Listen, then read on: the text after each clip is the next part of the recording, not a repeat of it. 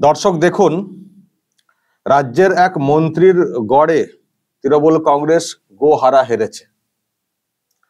আজকে যেটা হয়েছে, সাগর অর্থাৎ মন্ত্রী বঙ্কিম হাজরা, তার যে এলাকা Sagar block primary school teachers cooperative credit society limited, এর ভোট হয়েছে। মোট আসন ছিল 15টা। 15টা আসনের মধ্যে 14টা আসনে জয়লাভ করেছে একটা মঞ্চ, আর শাসক তৃণমূল কংগ্রেস তাদের দখলে মাত্র একটা আসন। মানে 15টা আসনের মধ্যে একটি মাত্র আসনে তৃণমূল কংগ্রেসের সমর্থিত একজন তিনি জয়লাভ করেছেন। বাকি 14টা আসনেই তৃণমূল কংগ্রেস হেরেছে, মানে গো হারাহার। 15টা আসনের মধ্যে 14টাতে তৃণমূল কংগ্রেস হেরেছে, একটিতে মাত্র জিতেছে। মানে কোঅপারেটিভ সোসাইটি, বুঝতেই পারছেন, যেটা খবর, ওই মানে ভোটারের সংখ্যা 382 এরকম কিছু হবে। কিন্তু মানে প্রাইমারি স্কুল টিচার্স, তো এটা খুবই বোঝার এবং খুবই অ্যালার্মিং যে যারা সরকারি চাকরি করেন এবং ইনারাই ভোট কর্মী হয়ে থাকেন, তাদের নির্বাচনে তৃণমূল কংগ্রেস গোহারা হেরে গেছে। নিশ্চয়ই প্রশ্ন উঠবে যে আসল ভোটে কেন এইরকম রেজাল্ট হয় না। দেখুন, আসল ভোটে কেন এইরকম রেজাল্ট হয় না তার অনেক ব্যাখ্যা আছে। প্রথমত, ভোট পর্ব ঠিকমতো করে সম্পন্ন হয় না। ভোট পর্ব হলেও কাউন্টিং এ অনেক কারচুপি হয়, এবং সেখানে ভোট কর্মী হিসেবেও অনেক সব জল মেশানো থাকে, মানে 2 নম্বরী লোকজনদেরকে ঢোকানো হয়। এবং নির্বাচন কমিশনের দায়িত্বে যারা থাকেন তারাও অনেক সময় সেটিং ফিটিং হয়ে থাকেন। কিন্তু এই যে নির্বাচন, এটা তো একেবারে লোকাল এলাকার নির্বাচন, তো এখানে নিজেরাই অনেকটাই সতর্ক ছিলেন, সচেতন ছিলেন। এবং এটাও খবর যে এই ভোটেতেও বঙ্কিম হাজরা তার দল বলকে ইউজ করার চেষ্টা করেছিলেন জয়লাভ করার জন্য, কিন্তু এখানে এতটাই শক্তপোক্ত ব্যাপার হয়েছিল যে এখানে জিততে পারেননি। আর যেটার জন্য আমি এটা বলতে এলাম সেটা হচ্ছে যে এই তৃণমূল কংগ্রেসকে বেগ দেওয়া যায়, তৃণমূল কংগ্রেসকে যে কোনো জায়গাতেই হারানো যায় যদি উল্টো দিকে যারা থাকেন, মানে বিরোধীরা, যদি তারা ঐক্যবদ্ধ হয়ে থাকেন। এই যে লড়াইটা এখানে হয়েছে, একদিকে তৃণমূল কংগ্রেস, বাকি দিকে সব বিরোধীরা, তারা একজোট হয়ে সোসাইটি রক্ষা কমিটি বা সোসাইটি রক্ষা মঞ্চ নাকি একটা নাম দেওয়া হয়েছিল, মানে এরকম ব্যানার, সেই ব্যানারে সমস্ত বিরোধী ঐক্যমত প্রকাশ করে একসঙ্গে তারা ঝাঁপিয়ে পড়েছিল তৃণমূল কংগ্রেসকে হারানোর জন্য, তৃণমূল কংগ্রেস সমর্থিত প্রার্থীদেরকে হারানোর জন্য, এবং তার রেজাল্ট চলে এসছে। তার মানে কি দাঁড়ালো? মোরাল অফ দ্য স্টোরি কি?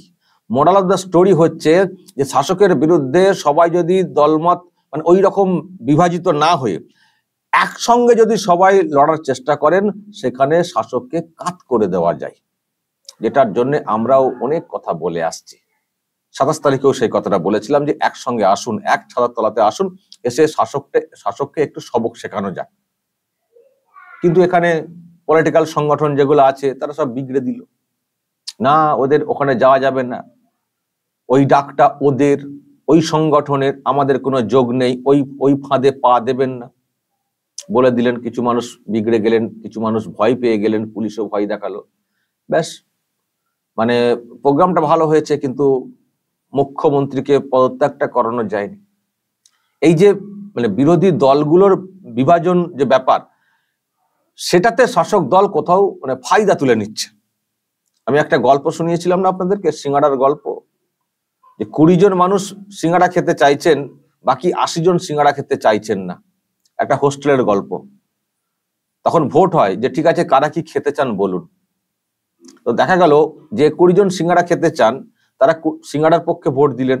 বাকি 80 জন সিঙ্গাড়া খেতে চান না, কিন্তু 80টা ভোট একদিকে পড়েনি। কেউ ভেলপুরি, কেউ কচুরি, কেউ অমক, সব 20টার নিচে ভোট সবারই, 17টা, 15টা, 6টা, 8টা। তার মানে জয়টা কার হলো? সেই সিঙ্গাড়ার জয় হলো, অথচ সিঙ্গাড়ার পক্ষে ভোট 20টা। কিন্তু বাকিরা ঐক্যবদ্ধ হতে পারেননি বলে তাদের ভোটটাই তারাই জিতে গেলেন। 20টা ভোট পেয়ে, বাকি 17, 15, 6, 3 এরকম করে করে বাকি সব বিভিন্ন খাবারের পক্ষে ভোট পড়েছিল। সিঙ্গারার জয় হয়ে গেছিল মাত্র 20% ভোটে। এখানে শাসকও সেরকমই হচ্ছে, ভোট বিভাজন হয়ে যাচ্ছে, তো বিভাজিত হয়ে গিয়ে শাসক ফায়দা তুলে নিচ্ছে। এখন সবারই কিন্তু একটা সিদ্ধান্তে আসা উচিত যে আমরা বিরোধীরা আমরা একটা ধাপ পরে নিজেদের এলাকা বুঝে নেব, কিন্তু এখন প্রথম যে আমাদের ধাপটা পেরোনো দরকার রয়েছে এই শাসককে হটানো।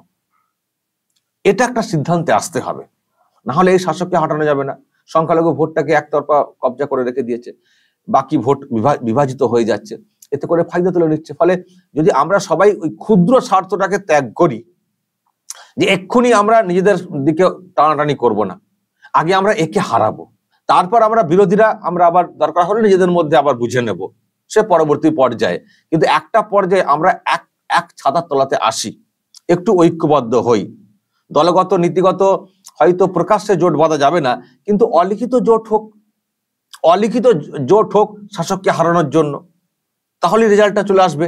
ভিতরে ভিতরে জোটটা হোক, কিন্তু না, এখানে কিরকম আমি আমি আমি আসতে পারবো না, অন্যদেরকেও আসতে দেবো না, তাতে তৃণমূল কংগ্রেস ক্ষমতায় থাকলে থাকুক, তাতে আমাদের লাভ। এই যে একটা অংশের মানসিকতা, এর একটা সুযোগ ফায়দা তুলে নিচ্ছে তৃণমূল কংগ্রেস, যেটা আমাদের রাজ্যের প্রতি খারাপ হয়ে যাচ্ছে। শাসক এত খারাপ, সবাই আমরা বলছি, চিৎকার করছি, কিন্তু হটাতে পারছি না। নিজেদের মধ্যে ঐক্যবদ্ধ লড়াইটা নেই। সবাই ভাবছি যে পরবর্তী মুখ্যমন্ত্রী আমি হব, আমরা হব পরবর্তী সরকার, এই করতে গিয়ে শাসককে আটকানো যাচ্ছে না। সবাই যদি ওটাকে ছেড়ে দিয়ে না, আগে আমি আবার বলছি, আগে আগে একটা কমন সিদ্ধান্ত হওয়া উচিত যে সবার আগে একে হটাবো, সবার আগে, তার জন্য যা করার করব। কারণ ম্যাক্সিমাম মানুষ এদের বিরুদ্ধে কথা বলছেন, কিন্তু শুধুমাত্র ঐক্যবদ্ধ হওয়ার সমস্যা।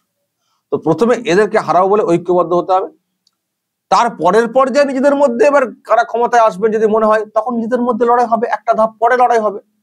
বাংলাটাকে এদের হাত থেকে মুক্তটা আগে করা হোক না, কিন্তু সেটা হচ্ছে না। আর যেখানেই দেখুন এই মানে দল গোষ্ঠীর ঊর্ধ্বে উঠে গিয়ে শাসকের বিরুদ্ধে লড়াইটা করা হচ্ছে, সেখানেই জয় হয়ে যাচ্ছে, সেখানেই জয় হয়ে যাচ্ছে। এটা প্রয়োজন রয়েছে।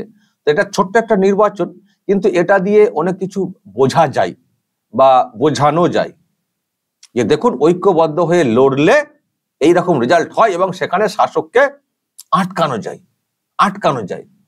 এখন এটার খুবই প্রয়োজন হয়ে পড়েছে, কারণ পলিটিক্যালি অনেক বিভাজন, বাউন্ডারি, মতাদর্শের পার্থক্য এইসব আছে, তো সেটার জন্য হচ্ছে না। আর দেখুন এটা হওয়াতে এই বঙ্কিম হাজরা তার যে এলাকা, সেখান থেকে তৃণমূল কংগ্রেস কার্যত উৎখাত হয়ে গেল। তো সাধারণ নির্বাচনে কেন এইরকম হয় না, এটাই হচ্ছে আমাদের প্রশ্ন। আর এই সব থেকে শিক্ষা নিয়ে এগোতে হবে, ইগো ছাড়তে হবে, বগল থেকে ইটটাকে ফেলতে হবে, ঐক্যবদ্ধ লড়াইটা মানে অনেক বেশি শক্তি নিয়ে করতে হবে। এই যেসব হচ্ছে উই ওয়ান্ট জাস্টিস, এর মধ্যেও কিন্তু আমি ঐক্য ভাবটা দেখছি না। সবাই যে যার এলাকাতে উই ওয়ান্ট জাস্টিস করে চিৎকার করছেন, কিন্তু চিৎকার করে কি করবেন? 23-24টা দিন চলে গেল, কি হচ্ছেটা কি? 5 তারিখে সুপ্রিম কোর্টের দিকে আমরা সবাই তাকিয়ে রয়েছি, ওটাই আমাদের শেষ নজর, এটাই বলবো। ওই দিনে কি হয় দেখবো। যদি দেখা যায় যে ওই দিনের পরেও কিছু বকেটোকে লোক দেখানো বকাবকি এটা করছে সুপ্রিম কোর্ট ইদানিংকালে, বুঝতেই পারছেন, পুলিশের দোষ ধরছে সুপ্রিম কোর্ট, কিন্তু পুলিশের বিরুদ্ধে অ্যাকশনের কোনো কথা হচ্ছে না। এটা কি ধরনের বকাবকি? তো যদি এরপরে ওই রকমই আরো একবার দেখা যায় যে 5 তারিখে ওই বকাবকি হলো, এইরকম কেন করেছিল পুলিশ, ওই রকম কেন করেছিল পুলিশ বলে টলে, আবার 3 সপ্তাহ পরে ডেট, তাহলে বুঝে যাব আর হবে না বিচার, আর বিচার হবে না। ফলে আমাদেরকে ভাবতে হবে, দর্শক ভাবতে হবে, নাগরিক সমাজ তারা এগিয়ে আসছে, প্রতিবাদ করছে, গড়-যাচ্ছে, রাত জাগছে, রাত দখল করছে, এমনকি অনেক জায়গাতে মানে মুখ্যমন্ত্রীর বিরুদ্ধেও আওয়াজ তোলা হচ্ছে, তার পদত্যাগের দাবিও তোলা হচ্ছে, কিন্তু সেটা ঐক্যবদ্ধ ভাবে হচ্ছে না, এক জায়গাতে এসে হচ্ছে না।